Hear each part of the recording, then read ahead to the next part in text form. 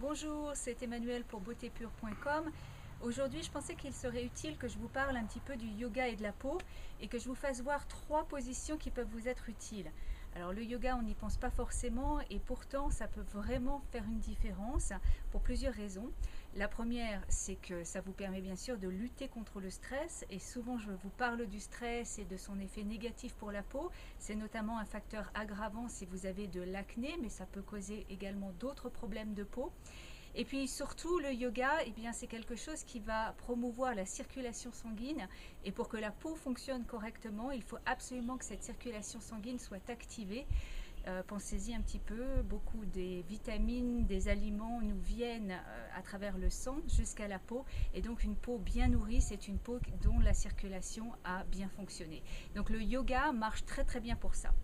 Alors ce qui est utile en yoga pour le visage, c'est toutes les positions qui sont des positions qu'on dit inversées.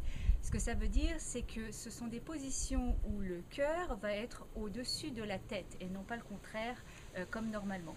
Et pourquoi? Parce que en position normale, le cœur a beaucoup d'énergie à dépenser, beaucoup de travail à faire, tout simplement parce qu'il doit lutter contre la gravité pour pomper le sang en direction de la tête.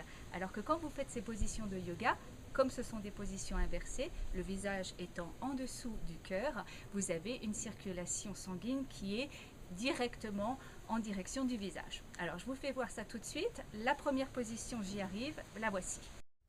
Alors la première position, c'est tout simple, on commence comme ça en fait sur les genoux. On va s'installer ainsi, il est important que les orteils touchent le sol et tout simplement on va faire le pont comme ça. Et on essaye de tenir 1, 2, 3, 4 jusqu'à 20 secondes.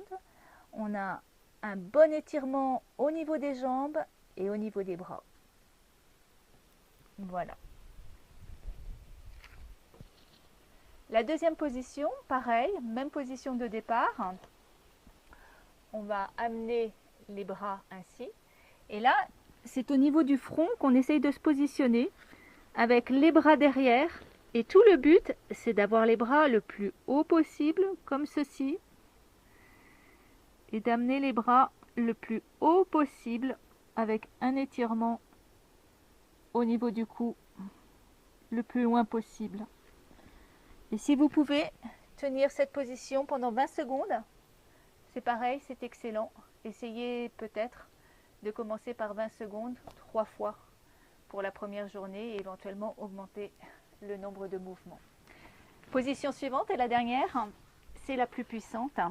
Tout bêtement, ce qu'on fait quand on est enfant, la position plus ou moins du poirier, si vous voulez. On commence comme ceci, le long du sol, et on va tout simplement amener ses jambes devant, en haut, le plus haut possible, et éventuellement les attirer vers la tête comme ça pour avoir un meilleur étirement. Jouer avec ses pieds et toujours penser à sa respiration, bien sûr, c'est important quand on fait du yoga. Et cette position, si vous pouvez la maintenir pendant 60 secondes, elle vous fera énormément de bien. Alors j'espère vous avoir inspiré avec ces mouvements de yoga. Je vous recommande vraiment de les faire. Vous allez voir, si vous intégrez le yoga tous les jours, vous allez voir une différence au niveau de la peau. Il n'y a absolument aucun doute là-dessus. Merci de m'avoir suivi et à bientôt pour une prochaine vidéo.